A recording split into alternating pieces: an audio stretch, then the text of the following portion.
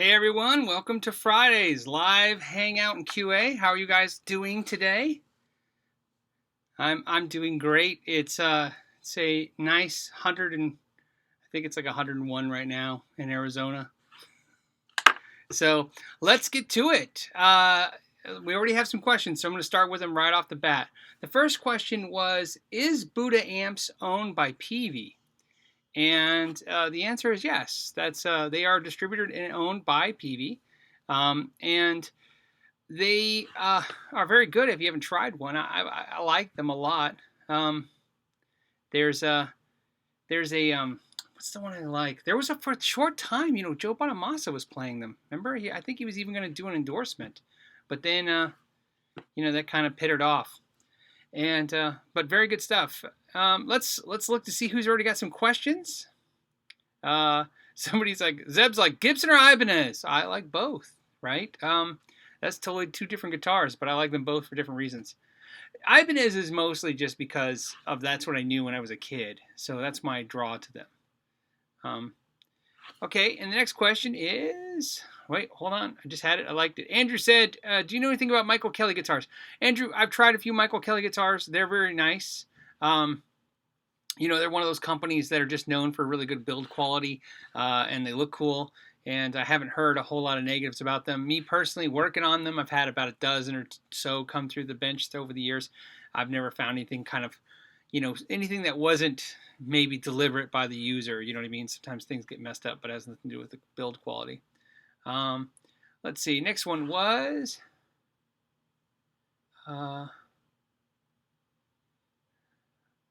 Hosa says hides in the back corner hoping not to be noticed. I don't know what that means, but I got a Hosa shirt on. Look at that. Got some Hosa swag. The Hosa guys sent me some really cool stuff. I'm very excited. I'm actually going to do a bunch of videos out of that stuff because there's just so many things that I already use and things that I haven't tried yet, but I was just blown away with. Nick wants to know, how many guitars do I own? Nick, I usually tell people about 20-ish, right? But it goes up and down throughout my collecting times. And then, so it's a hard question. Although I've been thinking about doing another or an official, like rig rundown, like, all my guitars, and actually do a video on it, in a one-take video and just do them all. I just don't know how I feel about it yet. I don't know if it's boring or if it's cool. I don't know what it is. I know I like watching other people do it, so that's why I've been thinking about doing it. Let's see. Jimmy Haynes wants to know about Johnson guitars, ? Johnson guitars, only thing I know about Johnson guitars, they're usually inexpensive student-grade instruments.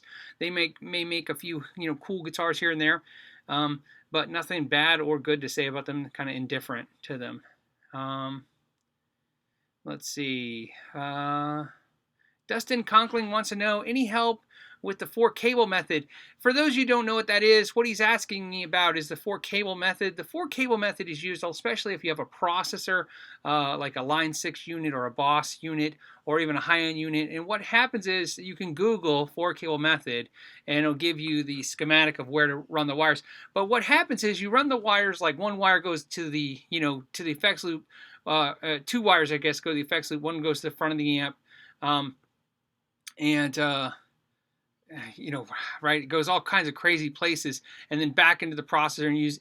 Basically what happens is it allows the unit, if you're using a processor, to put all the effects that need to go in the effects loop and all the effects that go in the front of the amp in the front of the amp. It does all the thinking for you when you do it that way.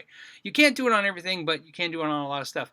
I've done it many times, and the only downside I had to it was I've had a couple amps where it just didn't sound very good, but most of the amps, it sounded fantastic.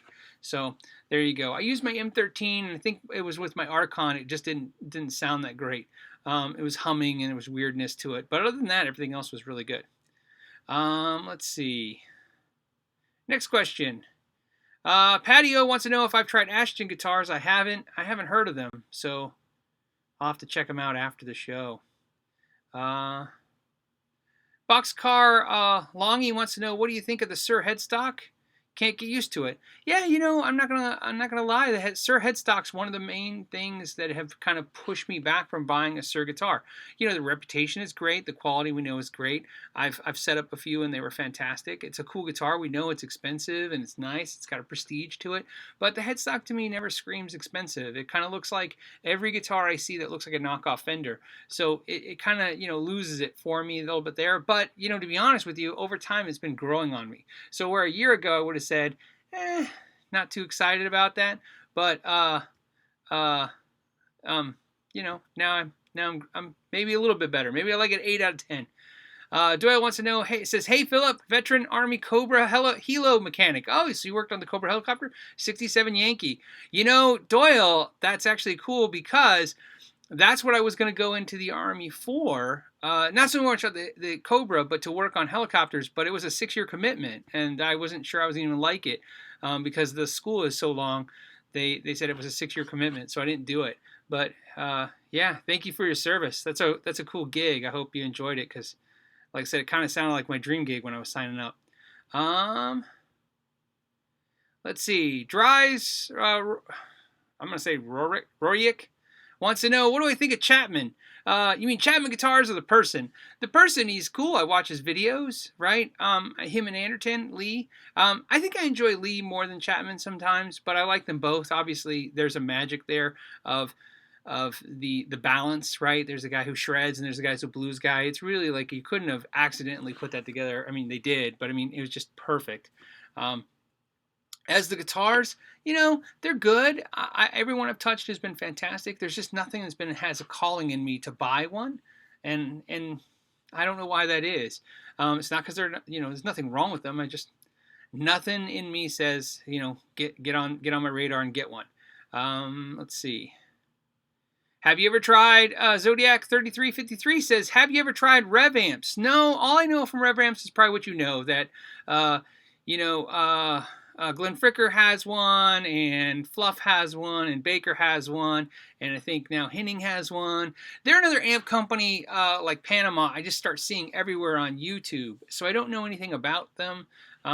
It's one of those things I just can't tell. You know what I mean? I can't tell from all those videos. There's nowhere to really check one out. So don't know much about them. Just hear good things from the YouTubers that say good things about them.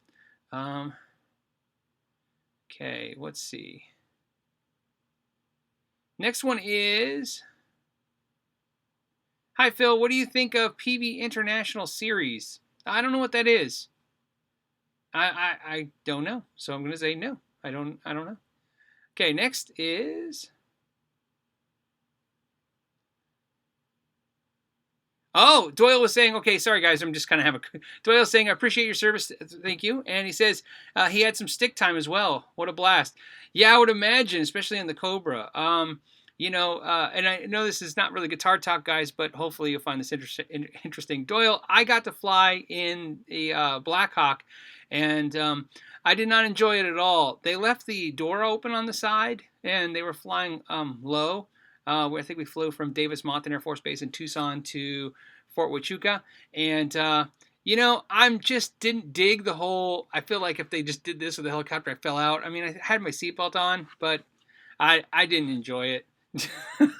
I mean, I did now looking back, but at the time I was like, I just hope I live. So I'm a little afraid of heights. Okay, let's see. Let's see. There's some questions. I just want to make sure. I'm just trying to pick interesting questions. Anything we've already had question on is, let's see. I know. Here's a question. I don't know. I just want to tell Harry, I don't know the answer. It's, I don't know. I know you don't specialize in drums, but what do you think of drum dials? I don't know what that is, so I can't help you at all. Sorry. So, let's see. Hey, here's a good one. Chopless wants to know, have I ever tried any of those Vox guitars? I have. They're very cool. There's a couple types, right? I've done extensive setups on a bunch of them. I have a customer that has like 4 of them, and he loves them, and I've done all kinds of wiring and new pickups and and setups and stuff, and the quality was fantastic. He got all of them on a smoking deal because it seems like it's a guitar where, you know, it's not really in high demand. So even though they're pricey, if you wait it out, you'll find that right deal. That's what he seemed to do. And he liked the one so much, he just kept buying more of them because he could find the deals. So very cool guitars, and I would follow that recipe he was using, which is wait for the deals. Russell Smith says, what's that Marshall on your right? That's just a 110-inch speaker cabinet. So it goes, it's a 110 cabinet, speaker cabinet for my Marshall Class 5 head. I really, really like it. It's a really good sounding cabinet. Highly recommended if you guys come across one. I had one before, and I actually cut a hole bigger and put a 12 in it, and I kind of regret getting rid of that one. It looked better, or sounded better with the 12, but I think I'm going to leave this one alone. So, next question was, hey, Ilstick Son says, have you tried the Friedman Motor City pedal? No, you know what? I must be late to the game. I just saw it on my Facebook feed with the tube in it. Didn't even know what it was. So no. Yeah, so a little late to the game for me. Doyle's saying, hey dude, I used to hang out the door of the Hueys and loved it. Well, Doyle, God bless you for being crazy. So, and having fun. Let's see. Okay, here's a good one. Virtual Bubba says, Phil, why didn't you buy a Heritage Les Paul instead of Gibson? Thanks. That's a great question, especially if you watch those two videos, right? I was wondering if anyone was going to think that was strange what I did. So here's what happened. Heritage sent me an email and said, hey, we like your videos. Would you be interested in reviewing a guitar? This was in November or December. This went on for a long, long time. Okay, and then I met with them at the NAMM show, and they showed me the booth, and then that was kind of the end of it, and it just kind of petered out. And then they got a hold of me again and said, hey, we'd like you to check out a guitar. And I said, okay, yeah. And they go, so they sent me this guitar, this hollow body prototype. Now that guitar is a great guitar, and what I mean by that is in the way that a car that I'm not in the market for could be a great car. I wasn't in the market. I'm not in the market for a hollow body or semi-hollow body guitar right now. I have a couple, and I like them all. So the guitar, although fantastic, wasn't what I was looking for. And so what happened was I thought about getting. So this is why the story is interesting. Hopefully, that Heritage guitar is why I bought a Les Paul. And here's why I bought a Les Paul. There's nowhere to buy a Heritage guitar around me. I spent so much time, hours on the internet. I called dealers. I was doing all this stuff. I was talking to all these Heritage people, trying to, not Heritage themselves, but just players of Heritage, trying to get a Heritage that I wanted. And the problem was I decided at the last minute that I need to touch it. You know, right? It's just not a guitar. If you're super familiar with guitars when you collect, like Strats, you know you can kind of order them and know exactly what you're getting. But when you're buying guitars that are you're going to be the guitar that you're not as familiar with. And Gibson is a guitar company where their necks are just too vast. There's too many options. It gets too crazy. And, you know, you can only guess so much. So that's what happened to Heritage. It's because there was nowhere to touch one and play one. And I decided that I wanted to touch and play one. And I thought about it. And I'm not saying I'm not going to get a Heritage guitar. But also that video was the first of hopefully what I want to do is start talking about this stuff, you know, is what do you guys think of this stuff? I think it's interesting. Heritage Guitars makes great guitars. They have a great reputation for making guitars, but yet we don't seem to desire them like we do Gibsons, and we're trying to see what that is. There is no hangback. I don't have an issue with the headstock. I don't have an issue with the way it looks. I don't have an issue with anything other than the fact that I wanted to touch one before I played it. And that one they loaned to me. They sent it to me and let me check it out. So I got to check it out and it went back. All right. By the way, there's 479 of us hanging out. So there's a lot of us. So let's see what's next. Did you say, this is Jesse, says, did you say the MXR 5150 sounds better than the Wampler Pinnacle 2 at lower bedroom volumes? Yes, I prefer it. What I mean by that is when I'm playing really quiet at night, the 5150 pedal does something that I really enjoy more than the Friedman, more than the Pinnacle in that regard, where it's saturated so much, it's so fizzy and so distorted that normally where I wouldn't love that at really quiet volumes, we're just kind of trying to, you know, get distortion, but at whisper volumes, it just does something. So for late night bedroom playing, the 5150 pedal. I really do enjoy it. Let's see. And I still have all three of those pedals. You know, I keep wondering if one of those pedals is going to die off and I'll just end up with one. But the truth is, what it keeps happening to me is right now I'm in Friedman mode. I'm using the BEOD, and a couple weeks before that it was the Pinnacle. So I just go through moods with them. They're so close but so different. So let's see. All right, let's see. Oh, here's a good one.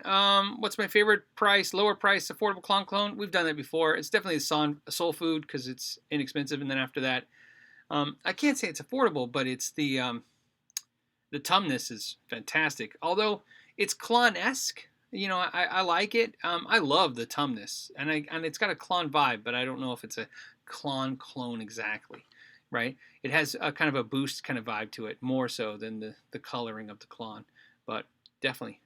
So definitely awesome. Okay, let's see. Okay, here's a very hard question, so I'd like to answer it. It says, hey Phil, do you have any tips on buying a Rickenbacker bass? Now that's a tough question because you're not saying new or used. New, it's easy. You know, I would recommend you checking one out if you can, but if not, go with a reputable dealer with return policy. Used, very tricky. The problem with those instruments is that a lot of people who buy them jack them up because they don't understand the dual truss rod system, or they don't understand the electronics, and a lot of people mess them up, or they get messed up and then they try to sell them off. So my only advice when looking at a Rickenbacker bass is know the seller, right? And I don't mean need to know him physically or her physically. What I mean is try to have some accountability on the seller, like a Reverb or eBay, and also try to figure out if the seller knows anything about Rickenbackers, and they haven't done anything horrible to it. But like I said, and in doubt, just ask for a picture of the truss rod cavity where at the top where the plate comes off. You'll know if they jacked it up, right? They look all scratched up and chewed. Hopefully that'll help you. Henrik says, hey Phil, thoughts on the Misha Mansour pedals? Horizon devices. I think they look promising. Yeah, I liked it. I watched one of his commercials was in front of one of my videos, so I watched it, and it was really cool, right? He was like, hey, I'm kind of burnt out on expensive pedals, and now this is more of affordable pedals. But I got the vibe from that video when I saw it a couple months ago that they were coming, but they weren't out, so I'll have to check to see if they're out. Maybe they're worth looking at now. So Ed Dana says, what the heck is I'll say, what the hell is low bedroom volume? Yeah, Ed, yeah, it's for us nerdy dudes, it's definitely the volume I'm stuck at a lot of times. Sean W says dual truss rods sound sturdy. Yeah, it's a very good system. It's just like I said, the problem is that it gets a little convoluted, right? Somebody mess it up pretty hard. 516 of us hanging out, and let's go for another question. Let's see. We got all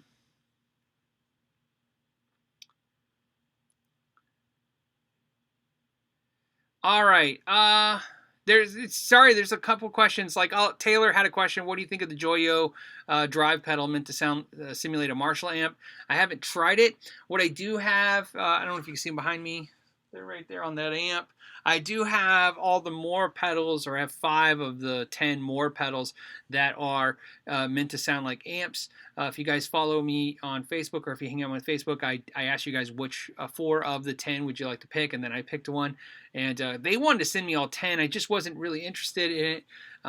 I know a lot of times people don't understand that logic. They're like, why wouldn't you just let them send it to you? It's because to me, I'm always scared to get something like that I won't like, and then you get it, and then you guys know that I have it, and then it's not really cool to tell you that, hey, I didn't like it. In this case, I think I erred on the right judgment. They are very interesting and cool, although I can definitely say I don't like all of them. There's a couple I'm just not digging at all. I'm going to review them all, but because what happened was I think it's really fair. There's a couple I like and a couple I don't like. and we'll go over that when I do the video. Let's see. Phil, opinion on, this is Ice Pick 19. Phil, opinion on the Zero Glide nut for Strat. Tusk didn't work for me. It buzzed. The Zero Glide system, if you guys are not familiar with that, it's a very interesting thing. You can Google that. Zero Glide is a company that makes a nut for any kind of guitar. There's all kinds of versions, and it comes with a fret, and then it makes it a zero fret. I have installed one on a guitar, and it was very cool. I didn't have any problems installing it. It was pretty straightforward. Seemed to work. It seems good. What I don't know is how well it went after that. The person never came back with the guitar to tell me, what they thought. But interesting idea. I don't think it's too ridiculously expensive. I actually was curious as to have them as a repair kind of, part in stock, but the buy-in seemed a little high for me. There seemed to be you had to buy a lot of different ones, and I wasn't really interested.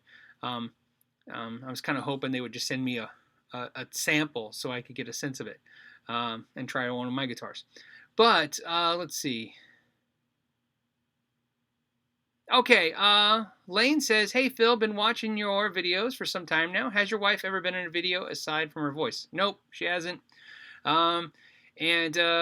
She probably wouldn't have been her voice in it. In fact, if her voice has been in anything, it's probably because she doesn't know I'm recording. She's not into it. So that's just how it goes. She doesn't have any problems with it. She's not into it. There is, let's see. What effect does a higher DC into a pedal, 9 volt, 12 volt, 18 volt? Okay, Matthew, that's a great question. So the question is, what happens to a pedal, especially if the pedal has that option, right, of a 9 volt or an 18 volt mod, right?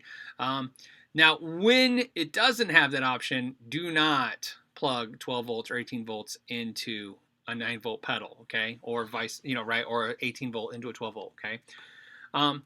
But the reason, the interesting thing is a lot of pedals, like Seymour Duncan has a bunch. There's a bunch of pedals out there that Wampler has a few that are not 9 volt, but you can also put the higher 18 volt rating in there, and it's supposed to give it more headroom. It's like, right. My experience for me is whenever I do it, I hear it crisper, a little cleaner, a little less sagged is what I call it.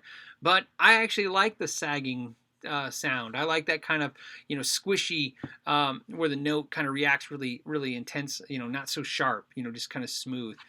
So I always like it in 9 volt mode, but a lot of people like it. And I have power supplies with the variable power output, and I can sag down pedals, although I generally found that I didn't like anything below 9 volts. So for me, 9 volts just seems to work. So let's see. Okay, Jack Bowles says, hey Phil, what are your views on Korina Vs that Epiphone are reissuing? Plus, who are your influences? Okay, perfect. Korina Vs are fantastic. One of my, anybody could say this, but I had a Korina Epiphone V come to the store, a white one and a regular natural Korina one over the years, and both of them, for some reason, I didn't buy them, and both times I regretted it. It's just a cool guitar. They're light, they're cool. I've always kind of wanted an Epiphone V. Out of all the Vs, I think that's one of my favorites. I always think about like that Bird of Prey that Diamond makes, but I really want a Korina V from Epiphone. I didn't know they were reissuing them again. They do that from time to time. I think they're really cool. They're light. They vibrate. And like I said, I really wish I would have bought the white one. My influences, most of my influences are on bass, but for guitar, my influences really are punk rock guys, because I like power chords. But I'm trying to think. Actually the best answer is this. My influences probably from the get-go were Nuno Bettencourt. The reason I say that is I love Monty Montgomery. I love Bob Schneider. I like John Mayer. I like Joe Bonamassa. I like Paul Gilbert, especially now the newer albums. Not so much the 80s Racer X stuff. But Nuno, I was infatuated with Nuno's playing for a while, and to the point where I can probably play about 20 or 30 Extreme songs from start to finish, minus the solos. I can play all the intricate rhythm stuff, which is no small feat, but I'm not a lead player for the most part. Let's see. Okay, here's a good question. Justice for None says, do you prefer active or passive pickups? And what would you recommend for a replacement set? I prefer passive pickups. Active pickups are very cool. I like EMG 8185s, and I like the Blackouts by Seymour Duncan. But you know, it's not my thing. I really prefer a passive pickup. I like lower output pickups. I'm not into high output pickups. So, you know, and what set would I recommend? You know, I'm going through that right now. I'm actually redoing a Strat right here. I think I'm decided. I just like the JB59 set. It's boring, but I think I just like it. It sounds good. Let's see. Next. Oh, Nathan wants to know: have you ever played any some Eastman guitars? From what I've gathered, it's a high-end Chinese guitar brand. Eastman guitars are fantastic. You know, we've talked about Recording King as being a really cool, you know, like Martin-esque affordable guitar. Eastman guitars are another like gem guitars where the quality is super high, the prices are super realistic. Definitely check them out. Which is nice. Where I live in Arizona, Bizarre Guitar carries them. So if you're in the Phoenix area, that's where you go check them out, guys. They had some. We were there the other day.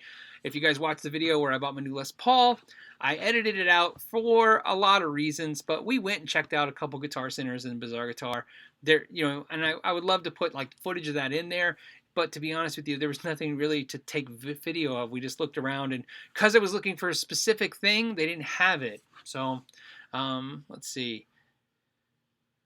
Next question. How much does brand pickups add to the price of a guitar? The Chapman guitars come without brand pickups, and they say it's because it adds so much to the price, but $1,000 without them is expensive.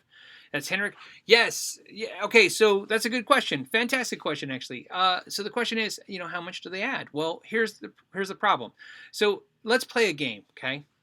Okay, so let's say a Seymour Duncan pickup costs you $80, $79, and a dealer would expect to pay 30 to 40% off that number, right?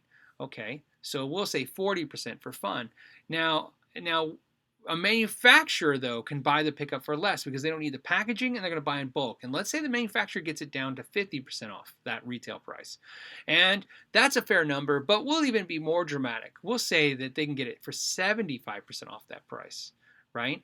Okay, that's a considerable difference. But the problem is that once you add that price in times 2, you have to double that to make your money back as a manufacturer.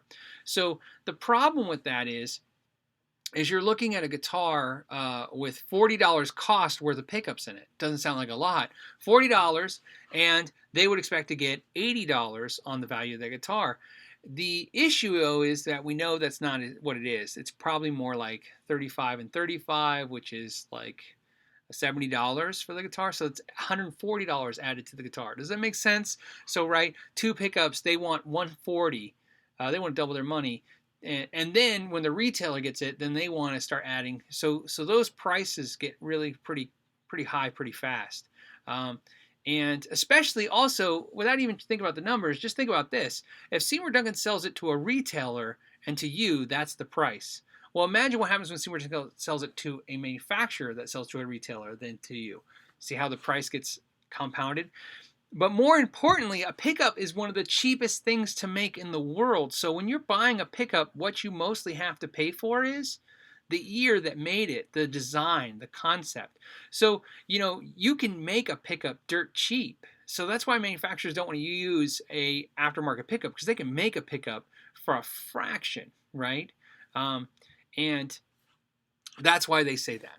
And why are the guitars that much without it? I don't know. Because we're willing to pay it. Let's see. Lewis wants to know, have I tried the Joyo amp heads? I have not. I've seen them on the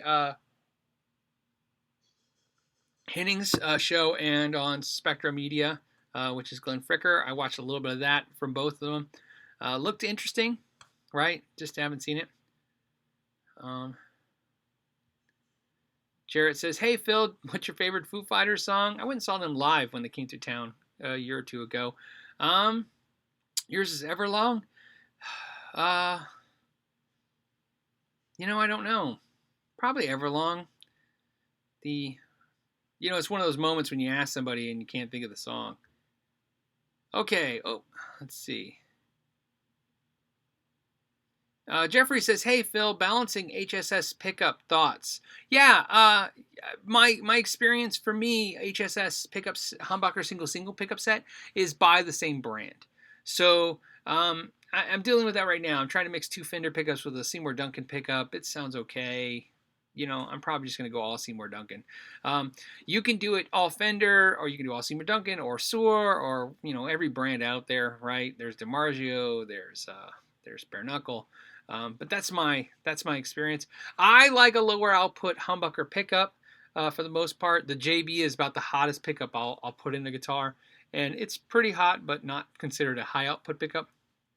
I find the higher output pickup you put.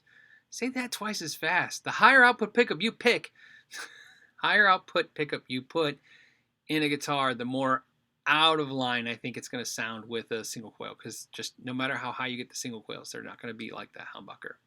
So Tech says, can you turn an active bass into a passive bass? Absolutely. In most cases, especially on basses, the electronics are active and the pickups are passive. So what you have to do is just make sure your pickups are not active, which in most cases they won't be, right? And if they're not, you just gut all the active electronics and put passive in there. And it sounds complicated, but it's super easy because it's going to be an easy thing to do.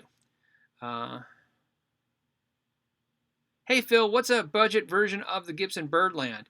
Well, you know what, Alex? That's Alex's question. I would definitely check out those Recording King guitars. They're very cool. For that style guitar, you'd have to look at Epiphone or Guild. I think both those make that kind of style guitar that's really cool. So,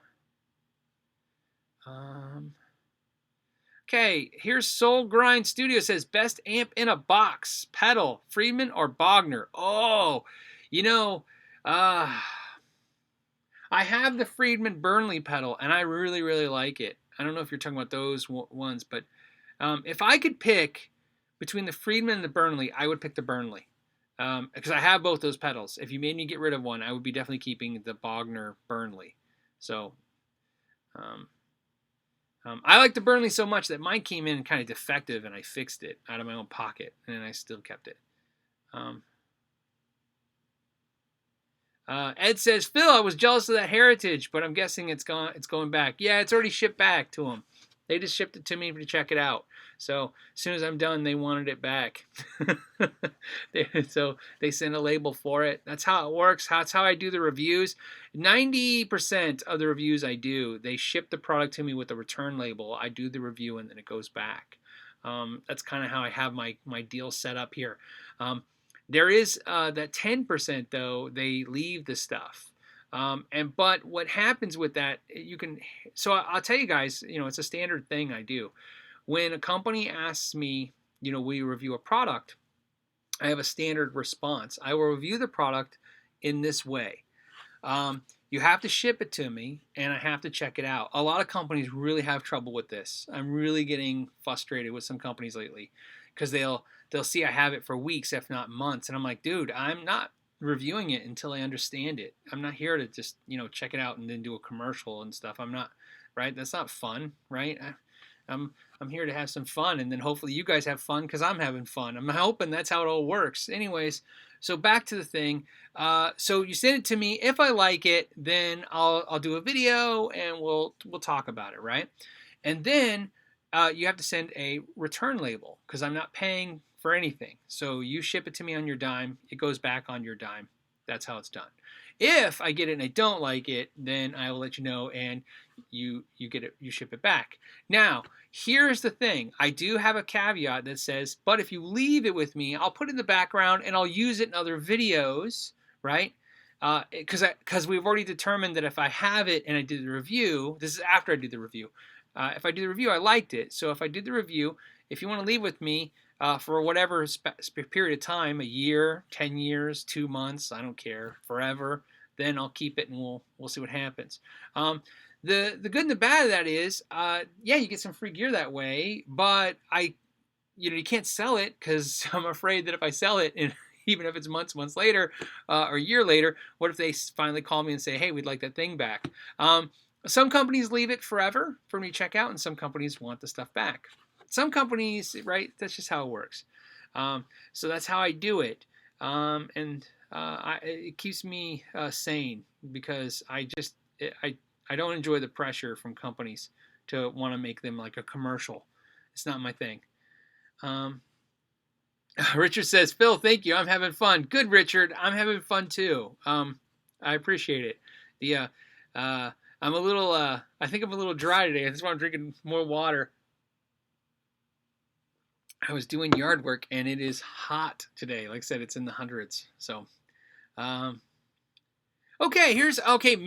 Magnus says, hey, Phil, greetings from Norway. Thoughts on the 65 reissue Deluxe Reverb compared to the 60 or any other 65s? Okay, this is a great question, Magnus. I've had the 65 reissue Deluxe, and I've had the 68 Deluxe, and I love the 68 more. I liked having reverb on both channels. I liked that it sounded warmer and bigger. I liked everything about it, except for what happened was I found this used one, which I don't know if you can see it. Oh, I don't know if it's out of. Oh no, it's right there. There it is. Next, where the black star underneath it, right there. That's a 65 Deluxe reissue. However, that one I found used with, and it's just amazing. And I had somebody trick it all out, and it's just a fantastic amp. Now, that being said, if I was buying stock, I would buy the 68 over the 65.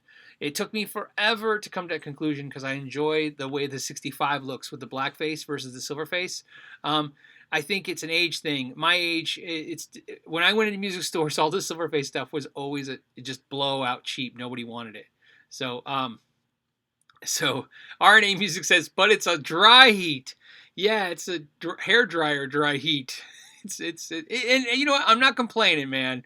It's not horrible. There's worse things. I would rather have the heat than any other weather problems. We got no weather here. It gets dust storm every once in a while, and then it's just hot and dry. So, and by the way, guys, a little shout out for RNA Music. They're a heritage dealer, by the way, and they do CMG guitars. We've talked about them before. Great shop and great channel. Check out both those things.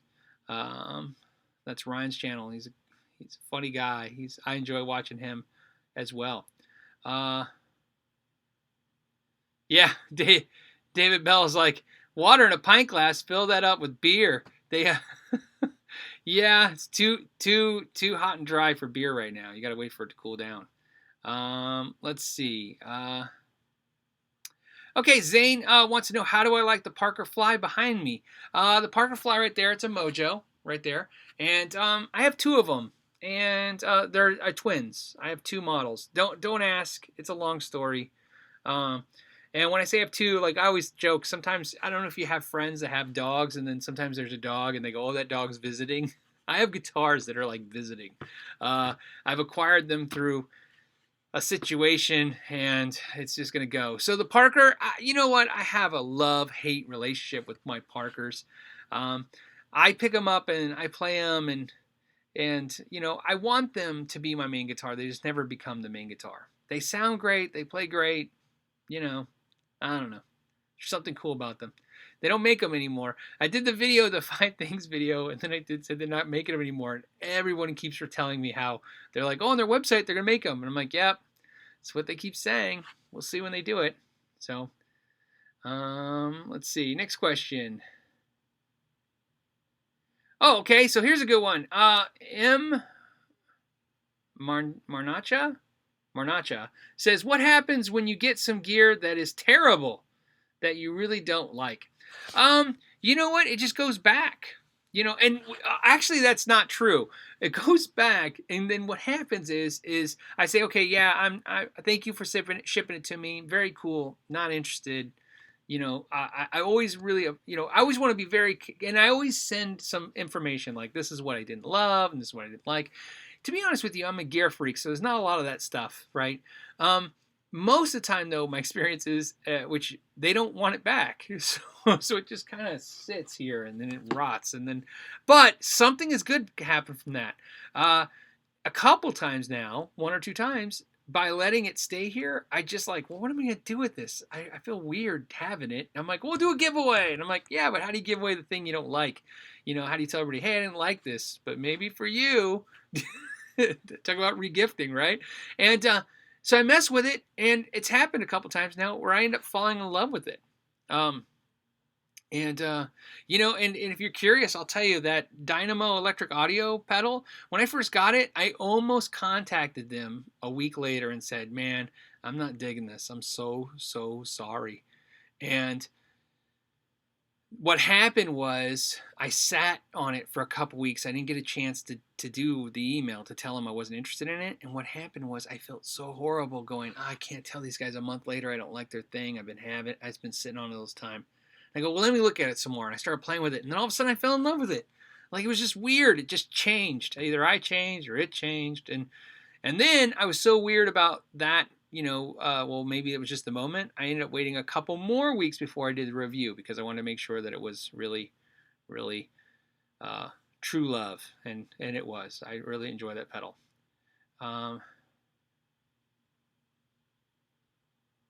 Okay, let's see. Ready? Jared Briggs says Panama Amps giveaway. yeah. The Panama Amps are okay. They're just okay. That's my problem with Panama Amps. They're okay.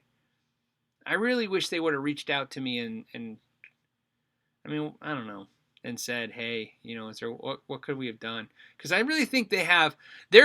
Panama Amps to me is one of those products that is, and I don't know how you guys feel about this, but if you've ever experienced them, you know, put your thoughts out there too. Panama Amps to me are those guys that's like, it's like 90% right? So close, maybe 85% right. It's like, oh, you're so close. If you could just get it the rest of the way, you have a fantastic product. And they're just not 100% there yet. So there you go.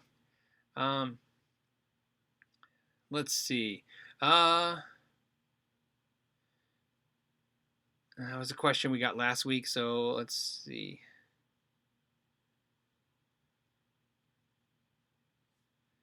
All right, next question.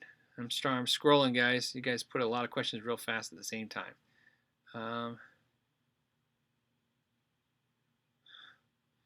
Some of this stuff. Okay, what style of music do you want to learn on guitar? Blues and surf for me. Okay, so that was Inkafish 23 says, what style of music do you want to learn on guitar?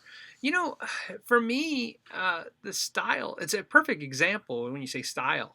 That's what I'm really trying to learn now more than anything is I feel like I can play a lot of different things. I could definitely play a lot of songs. Definitely good enough to play in a bar playing music with a band. I have no problem. On bass, it's different. On bass, I could probably hang. If I got a call right now, I could probably be ready in an hour to play with most bands because I've been playing bass for so long. For guitar, you know, I need a little bit. You know, I need at least a couple practices with the band. But anyways, the point is now I want to work on technique even more and more technique styles, because what happens now is I have a technique. Maybe 2 or 3 in my trick bag, right? And I really use them on every style of music I play. So to me, it's not learning a style like blues or rock. It's about trying to learn the technique of those styles of music so that when I'm playing, you can't detect the style that I'm forcing into that, or the technique that I'm forcing into that style of music. I hope that makes sense what I'm saying, right? I think a lot of us have that same problem, right? You master a style of music, and then you learn to love other styles of music, and as you play them, you force your techniques that you already have into them. And I want to learn the techniques from those style of music. So that's what I'm up to. So blues is definitely one. My blues technique is more aggressive. It's a Stevie Ray Vaughan. It's hard picked. It's right, and I want a smoother style. So or should I say techniques?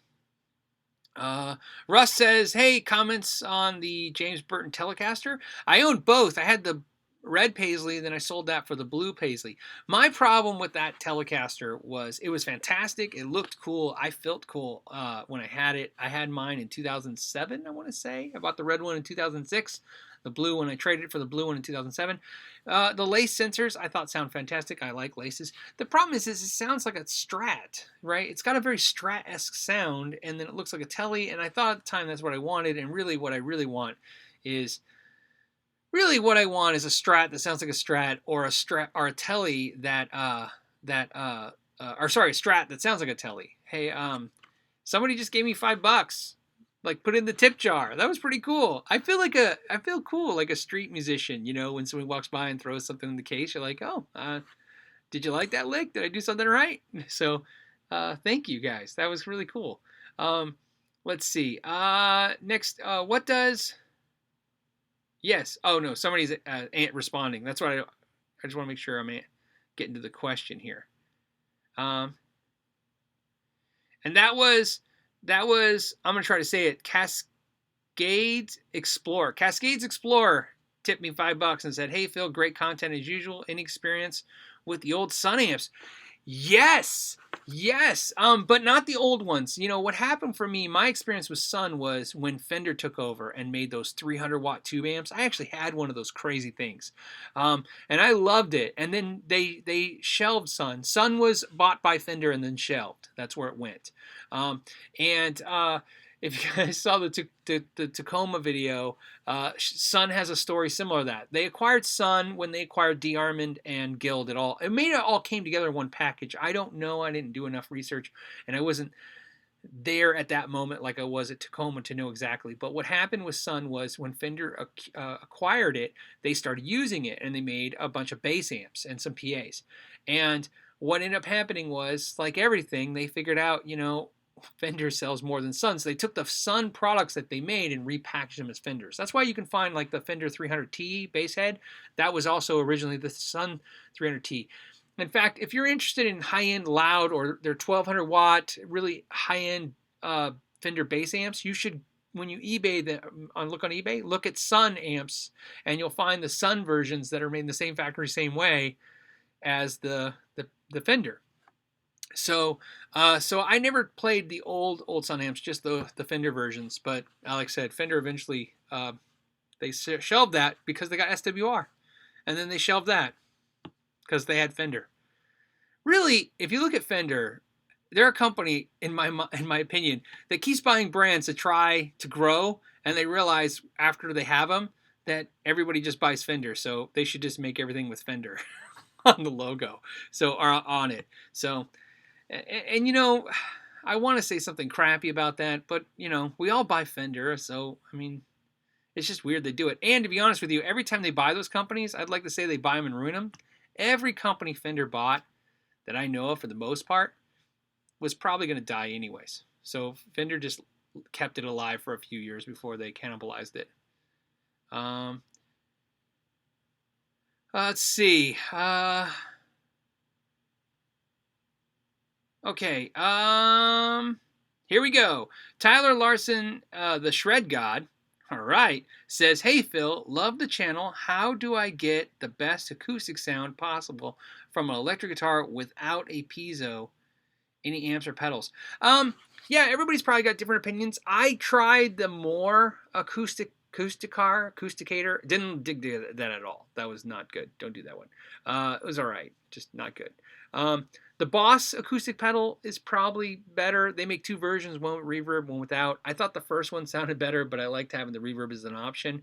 I don't know if I tried any others besides that. That one was really cool. I didn't like the Digitech stuff.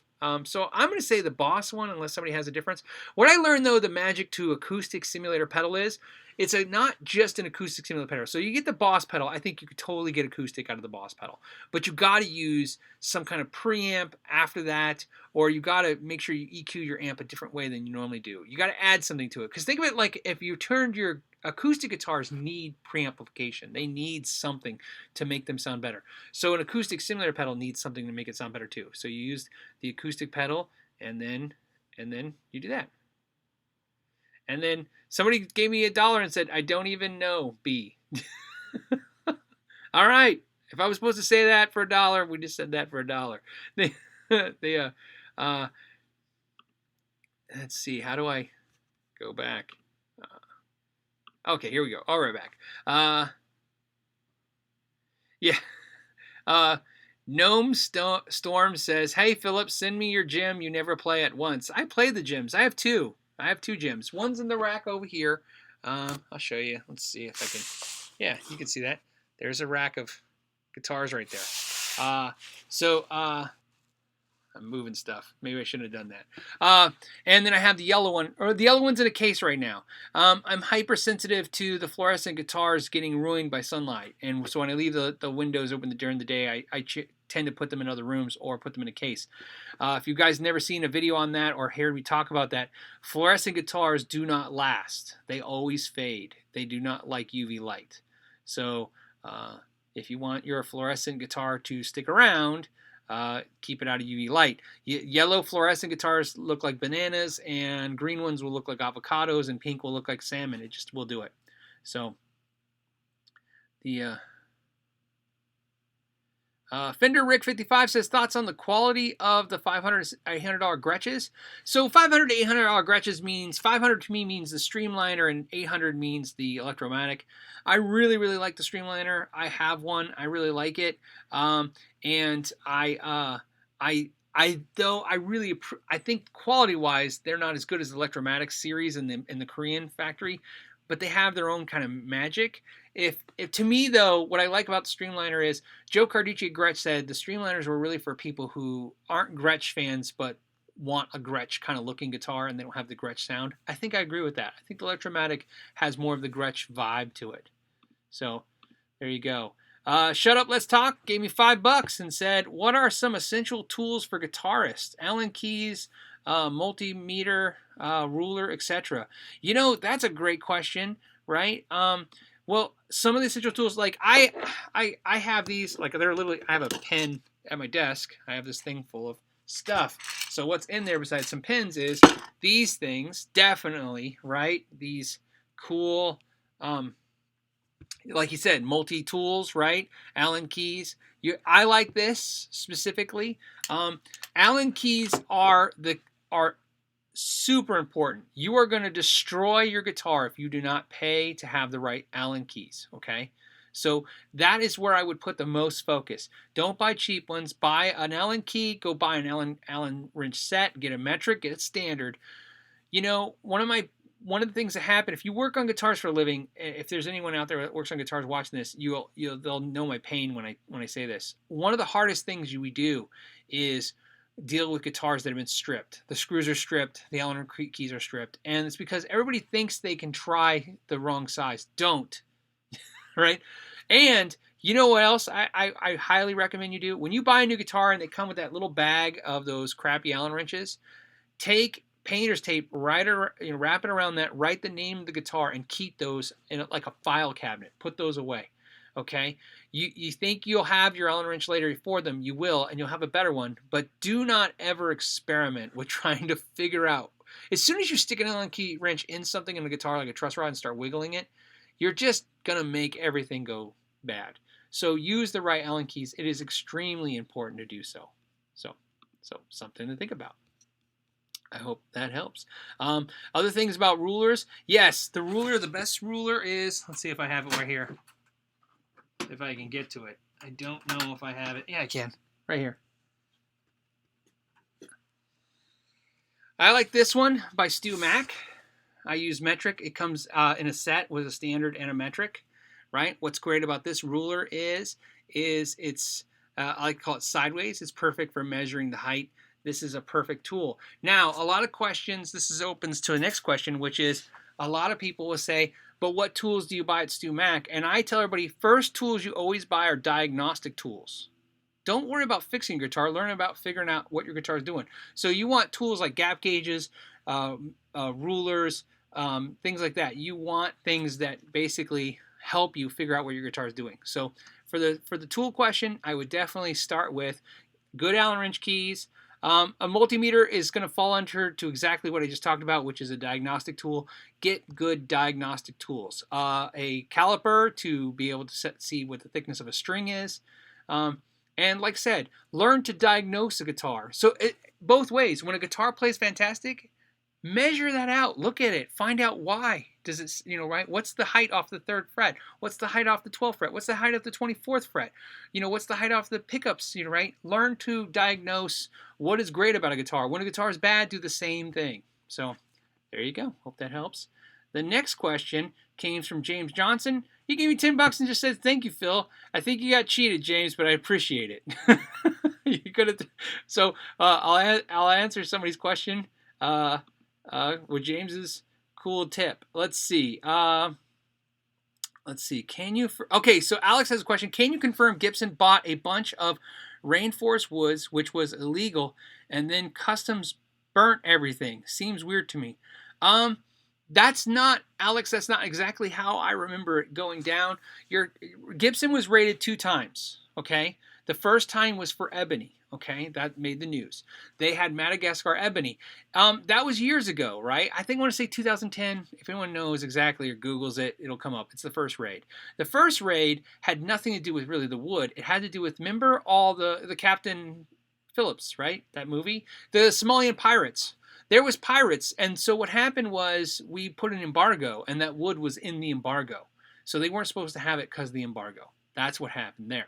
The second raid was rosewood, and what happened was they had bought from a supplier and apparently didn't have the proper paperwork from I want to say Malaysia. It wasn't from Malaysia. It was Indonesia. Indonesian rosewood. And so what happens is, and I'm not justifying anything, I'm just explaining. So what happened was Gibson got upset because the custom agents stormed the building. They said with guns drawn. I never saw pictures of guns drawn. I saw a bunch of pictures from the raid and people, and what I saw was guns, a couple of people had guns in holsters. But what happened was they raided the place because what they do is they already know that the person who sold the wood was doing something wrong. The question is, did Gibson know the wood was illegal, was wrong? So they raid Gibson to get the paperwork before people can burn it or shred it or delete their hard drives. And they took all of Gibson's hard drives and paperwork to find out what happened. Now, whether or not they're guilty, I don't know. What I can tell you is what ended up happening with that case is Gibson eventually settled it and paid a fine, and it was done. And it was one of those fines like you don't know if Gibson was really guilty or if they just paid the fine because it was a cheaper way to deal with the problem. Either way, that's what happened. And both of those cases, it just sucks that both times it happened to Gibson. And the thing I always point out, which is not to say anything bad about Gibson, is, Fender, there's other companies in the U.S., Carvin, Paul Reed Smith, and they haven't been raided. And so Gibson was saying the government was picking on them. Henry actually went out and made a statement, said the government was picking on them. Again, I wasn't there. I don't know. I can only tell you what I saw, which was looked to me a pretty typical thing to happen if you don't watch your paperwork. I actually talked to somebody at Fender about it when it was happening, and Fender said, well, that's why we have a person, we pay a salary to make sure that the stuff is done right. And he goes, and Gibson just wasn't doing it right. So Dylan said, hey Phil, love your videos, and he threw in $10, and that's really cool.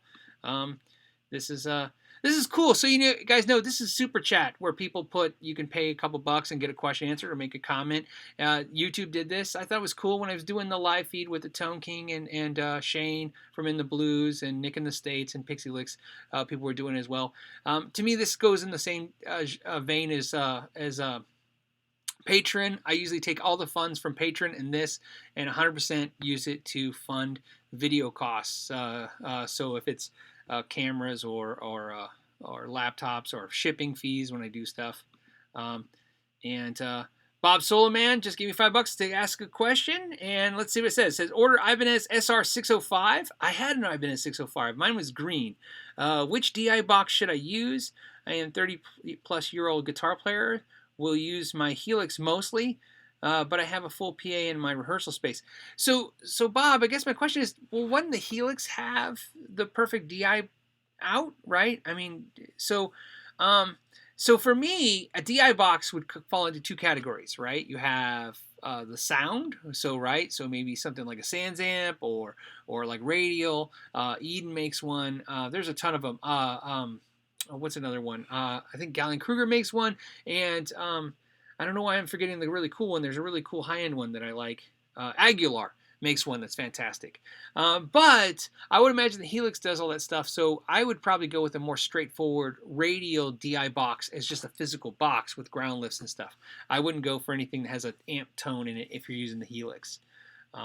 But yeah, dig that bass. I kind of miss my 605, right? It's a cool bass. Ibanez is definitely, for bass, I've been playing bass forever, and really that's what happened with me is I came to the conclusion that really Fender and Ibanez make great basses that are unbeatable for price. I mean, Schecter's in there, good, LTD. There's a lot of great companies that make affordable basses, don't get me wrong, but what's funny to me is this. Ibanez and Fender have something in common that I think is really interesting. Both of those guys can make a bass in the $500 range. And if I went to a show and the bass players were playing Federas for $15,000 and $10,000, or if they're playing Warwicks for $6,000 and $5,000, if they were playing Spectres, they were playing all this crazy stuff, and I saw somebody go up a stage with an Ibanez or a Fender, I wouldn't even bat an eye. It's right. It's what I call the truck rule. In other words, you see a millionaire with a Lamborghini and a Rolls Royce and a Ford F-150 or Chevy truck. The truck doesn't look out of place because it's just a function. And I think Ibanez and Fender have been very smart over the years. They've built a bass that just feels like function. So that's what I think is cool. All right, we're at the last minute warning. I'm going to answer 2 more questions, and then we'll call it a day. And hey, I'm going to do it for a joke. This won't count as a question. Benjamin says, what's your favorite brand t-shirt? The Know Your Gear t-shirt. Just kidding. I do feel like I wear that shirt a lot. Not only for the videos, but I just have a bunch of them now, so I wear them a lot. It's like a uniform almost, and I really enjoy it. I'm not going to lie. I enjoy this shirt. And the Awesomator 13 says, hey Phil, thanks for the great content. Just bought a KYG shirt. Do you know of any pickups that provide of a more driven, higher output sound for a Strat, but keeping the Strat character and tone? Yeah, 3 choices. So lace pickups for sure. EMGs, if you want to go actives, will give you that same. The EMGs start taking you away from the Strat tone a little bit. But I've learned a little secret for me. If you want to keep the Strat tone, but you want that kind of punch, just go stack single coils, like mini humbuckers, anything that stays without the humbucker shape. The single coil shape really captures that spectrum of sound, right? Right? So it just retains the Strat kind of spank. So, okay, so let's do the last 2 questions. Here they are. Ready? There is, okay, again, sorry guys, I'm going to do 2 quick ones. They won't count just because it says, Yuval says, what Strat should I buy? Yuval, I don't know your budget, but if you're looking at Strats, I always tell everybody to start with a Mexican Strat. Right now is a great time because if you're looking at Rosewood, they're going to get rid of Rosewood. They're going to go to Peo Ferro. Not bad or good, just, it's a good time to get a Rosewood neck Strat before it's too late, and you can have something cool and unique. And the next question was from Tiago, who says, can you post the tabs for the channel intro music? Yeah, I can do that. It'll be a week or so. Give me a week and I'll put it on the Facebook page. So that's something cool I can do for you guys, no problem. That's actually a song I wrote that's a longer song, and I just took that part. Maybe I'll tab the whole section out. And okay, now the 2 questions. The first question is Action Troll Studios said, question, what's your opinion on P90 pickups? I really like P90 pickups. There's something about the punch that a P90 gives you that a single coil can't. That being said, I got that new Les Paul and gold top, so I'm going to get rid of probably my P90 Les Paul gold top. And so I'm looking at a P90 SG right now, but they're a little scarce to find. But I have to have a P90 guitar. I love P90s through a Marshall amp. There's just something magical about that relationship, right? It's just that, I don't know, it just hits the spot. James Wright gave me a $5 tip, I guess, before we go. Didn't ask a question, James, but I appreciate the money and helping the channel out. It is a big deal, right? Like I said, it does. If you guys don't know how this works, when you guys help these channels like my channel and stuff, what we do is you let us take the money that we make from making the videos and live on that versus use that to put back in the channel. And it makes the channel grow. And I always tell people, and this is my opinion, everybody can have a different opinion for sure. If you're donating to a channel and the channel is growing, you see growth, and they're expanding and they're improving the quality and they're doing stuff, well, then I don't see anything wrong with that. But if you feel like you're giving them the money and they're just like, you get the same stuff and the same cameras and they're right, this is, I am trying to grow the channel as much as I can. So, Jacka, I'm going to say Jacka Jark says, what do you think about cheap Ibanez and their tremolos? I hate their tremolos. I hate cheap guitar tremolos. I repair guitars for a living. You fight cheap tremolos. You just do. So I think you should block them and not make yourself crazy. So, sometimes you get lucky. Some people have luck with it. I took $99 guitars and they just played great, and it just happens. But you will most of the time fight the guitar. Let's see. And Dylan said, thanks for the podcast. I'm hoping to get that all worked out next week. I know it's not on iTunes yet. It's on SoundCloud. It will be on Ibanez. Let's think of that other question. It will be on iTunes. What it is we're going to record 4 more, so we have 5 up, and we're going to do that. And that all will be within the next week, I promise. There is... Oh, and last question. Let's do it. Tyler Larson Shred says, can you block a guitar with coins? Absolutely, Tyler. Look at my video called How to Live with Your Floyd Rose When You Don't Love It. I show you how to do that with coins. That's why I did that video. I'm not a big fan of that method, but I did that video because I did 3 different ways to block it for 3 different budgets. That's what it was. Usually just cutting a piece of wood is the best way to do it. I'm a real big proponent for everybody to learning to do a little bit. Right? I think you should learn how to cut a piece of wood, right? You learn a little bit of tooling, a little bit, and don't be afraid to try stuff, right? But if you're not, if maybe if you're in an apartment and you don't have tools in a garage or access that way, nothing wrong with using some coins. So thanks. As always, guys, thank you again for hanging out with me this Friday. Like I said, I really enjoy these videos on Fridays. I enjoy this. Check out the new podcasts. I'm working on that. The podcast will be for you guys that send the questions to Ask Know Your Gear, so that we can get those questions out there too. And I think everything's back in line. My son just graduated high school. He's my oldest child, and that's where I got last couple weeks got a little crazy, and I wasn't making as many videos. Had a lot of stuff going on, but I think we're all good, and I feel like the videos have picked up again. Everything's kind of picked up. And then Eddie Ness is the last question. Says, hi, Phil. Says, iron gear pickups, are they any good? Please help. I don't know, but I will check them out to see. There are so many unique pickup manufacturers now. It's hard to know them all. So there you go. And then Paul said, Phil, where do you sell your stuff? Mostly on Reverb, right? When I sell my gear, right? That's where, like I said, I talked about doing a gear video where I talk about gear. I'm also thinking about purging some gear, so that's why I was deciding if I should do that. Russ said, can't see how to donate on the iPhone YouTube app.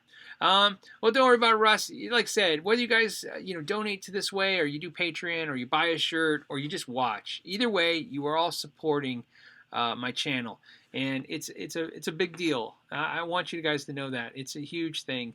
Like I said, there is no matter what you're doing, it is fantastic. I appreciate it every way. As always, guys, I want to thank you for your time, and tell you to know your gear.